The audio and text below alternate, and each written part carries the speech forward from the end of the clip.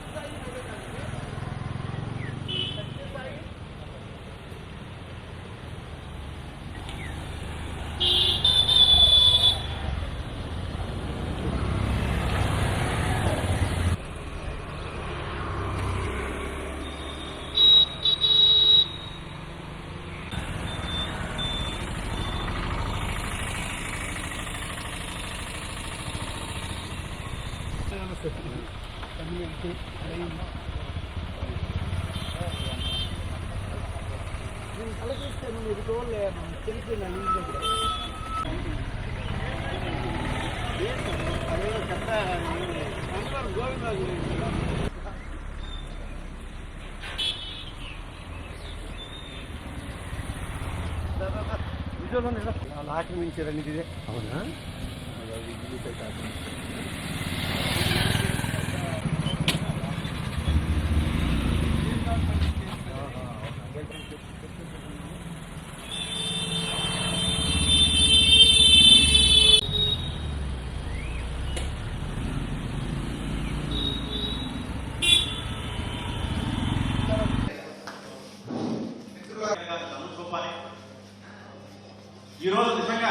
శ్రీకాకుళంలో ఒక కొత్త వరవడి. మొత్తం కుటుంబ సమేతంగా వచ్చారంటే నేను మీ కుటుంబ సభ్యుడినే, నేను మీలో ఒకనే. నిజంగా ఫ్యామిలీతో రావడం అనేది చాలా మంది కష్టపడుతూ తిరిగాం. రండి రండి. ధన్యవాదాలు సముద్రరావు గారికి. ఈనాటి కార్యక్రమంలో సంక్రాంతి చక్కగా జరుపుకుంటారని ఆశిస్తూ మీ అందరికీ మరొకసారి కృతజ్ఞతలు తెలియజేస్తూ ఇక్కడితో ముగిస్తున్నాను. వెళ్ళడమే తరువు. ఆయన మీరు చేయండి, మీ వెనక నేను ఉన్నాను అని మనల్ని ముందుకు నడిపిస్తున్నారు. అప్పుడు ఇప్పుడు ఎప్పుడు ఆయన మన వెనకుండి మనకన్నీ ఆయన గతంలో సమాచార శాఖ మంత్రిగా చేసినప్పుడు కానీ, ఇప్పుడు శాసనసభాపతిగా ఉన్నప్పుడు కానీ జర్నలిస్టుల సంబంధం కూర్చోండి. ఒక హాఫ్ అన్ అవర్లో మన కార్యక్రమం పూర్తి చేద్దాం. జర్నలిస్టుల కష్టాలు తెలిసిన వ్యక్తి సాధారణంగా ఆహ్వానిస్తూ మరి ముందుగా జాబ్ జిల్లా అధ్యక్షుడు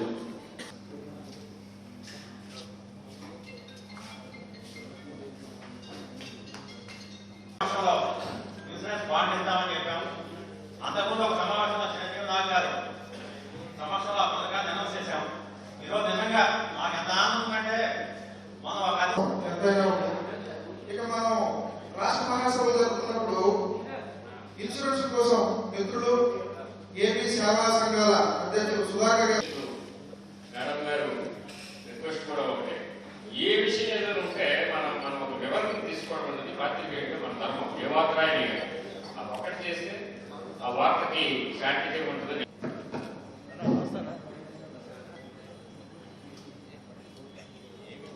సుధాకర్ గారు ముందే తను పంపించేస్తాను. మేము వెళ్ళేటప్పుడు చెప్తాను, అయ్యా అమ్మ పంపించింది. ఆ రోజు కావలసినటువంటి ఖర్చు లేకుండా మొత్తం రైస్, షుగర్, బీమా పాలసీ మీకు వర్తింపు చేయాల్సిన అవసరం ఉంది. అది నిజంగా ఇది ప్రయారిటీ పెట్టండి అని చెప్పి నేను రెగ్యులర్ నేను ఈవినింగ్ ఎర్లీగా పెట్టాలనుకుంటున్నాను. ఈవినింగ్ శ్రీరామమూర్తి గారు, తమ్మినేని ఇందువదనమ్మ గారు, చారిటబుల్ ట్రస్ట్ వాణి సీతారాం గారు కూడా, అలాగే నేటి సమాజంలో పరిస్థితులు ఎలా ఉన్నాయంటే ఎవరైనా ముఖం మీద మాట్లాడితే అపార్థం చేసుకుంటారు. కానీ ఆయన 40 సంవత్సరాల తమ్మినేని సీతారాం రాజకీయ జీవితంలో ఏ రంగతనం మీద నేను చేయలేదని ప్రెస్ మీట్ పెట్టావు. పలాస పరిగెట అక్కడ అప్పలగ్రహం ఒక జిఎన్పురం విద్యార్థి, ఒక డిగ్రీ చదువుకున్న విద్యార్థిని బిఆర్ గూడెం ముఖంగా మేము సవాల్ చేస్తున్నాం, చూపించమని కోరుకుంటున్నాం. నిన్న కాక మొన్న వావిలిపేట గ్రామ మీకు చేయూతంటేనేమి, చేదోడంటేనేమి, అమ్మఒడి అంటేనేమి ప్రతి ఒక్కటి మనకే వస్తున్నాయి. మహిళలకి సమావేశం నిర్వహించి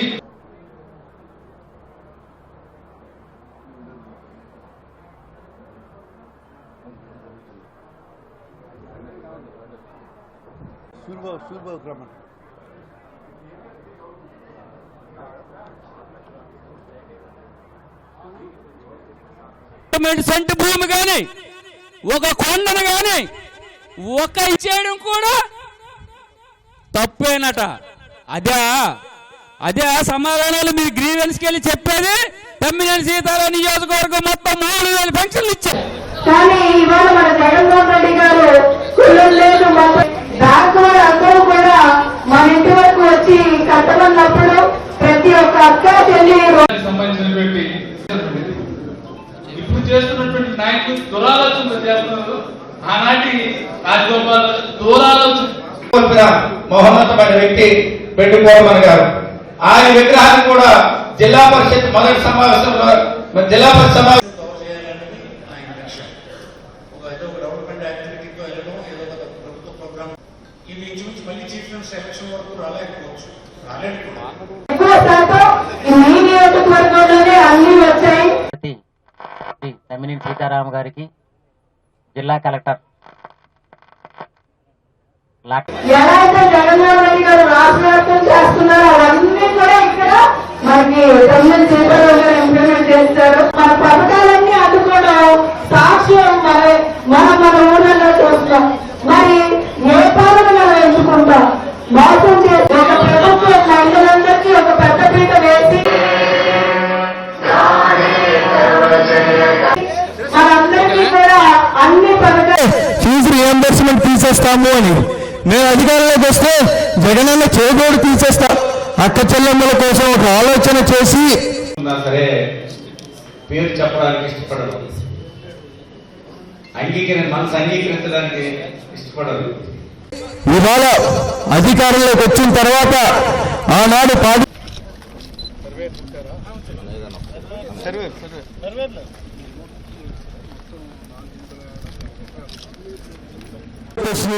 కోరుకుంటా ఉన్నా. అదే విధంగా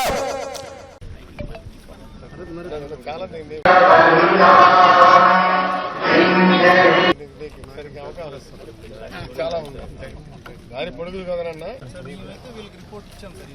అన్న కొంచెం బ్యాక్గ్రౌండ్ తీవలాగా ముందుకెళ్ళి పేరు చేస్తాం నాకు అర్థం కాదు. ఎవరికి కూడా లీజింగ్ కానీ మనం ఎవరికి ఇవ్వలేదని చెప్పి వీళ్ళకి రిపోర్ట్ ఇదంతా అయితే మేము మాత్రం ఇప్పుడు కూడా రిపోర్ట్ ఆల్రెడీ ఇక్కడ క్రషర్స్ ఎవరెవరు ఇక్కడ సార్ ఇక్కడైతే మనకి ఆథరైజ్డ్ ఎవరు లేవు సార్. ఆల్రెడీ లేకపోతే ఉన్నాయి సార్, అవి ఉన్నాయి సార్. మరి అవి ఎవరు ఉన్నాయి? ఈస్ట్ సార్ అరే గారు చాలా ఉన్నాయి ఇప్పుడు అది వెనక్కి తీసుకొచ్చు. అర్థమైందా? మీరు మాట చెప్తారు, మీరు ఫిజికల్ చూడండి. ప్లీజ్ ప్లీజ్ కమ్ మీరు ఫిజికల్ వస్తే మీకు ఫర్దర్ దీనికి what is your action plan to stop all these things?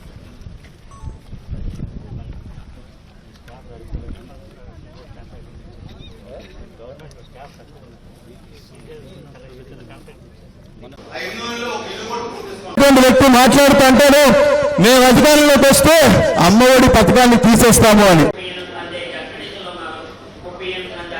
మరి ఆ నాళ్ళ నుంచే ఆ రాష్ట్రం నుంచే వచ్చినటువంటి ఉన్నతమైనటువంటి ఐఏఎస్ ఉద్యోగులు ఉన్నటువంటి మన జిల్లా కలెక్టర్ గారు మనందరికీ గర్వకారణం అని చెప్పి మరొకసారి ఈ సందర్భంగా తెలియజేసుకుంటూ this is very serious case. I don't want to leave this issue. మీకు ఎంఆర్ఓ గారు ఇవ్వలేదు, ప్లీజ్ మనం ఇవ్వలేదు కదా? షూర్ పక్కా షూర్ సార్ పక్కా. మీరు పర్మిషన్లు ఇవ్వలేదు. Then how these people illegally నా కృతజ్ఞతలు మరియు మీడియా ప్రతినిధులకు, ఈ సభను జయప్రదం చేసిన ప్రజలందరికీ కూడా బీసీ సంక్షేమ భవిష్యత్ తరాలు అవసరాల గురించి ఆలోచించి చేసినటువంటి వ్యక్తి మహనీయుడైన అటువంటి మరో నాయకుడు మహోన్నతమైన నాయకుడు, జిల్లా చరిత్రలో అన్ని ప్రాంతాలని సమానంగా చూసిన నాయకుడు, విద్య ప్రథమంగా అడుగేసిన నాయకుడు. ప్రకారం ఎలా చేస్తామన్నది తెలియజేయమని పెద్దలు అంతటికీ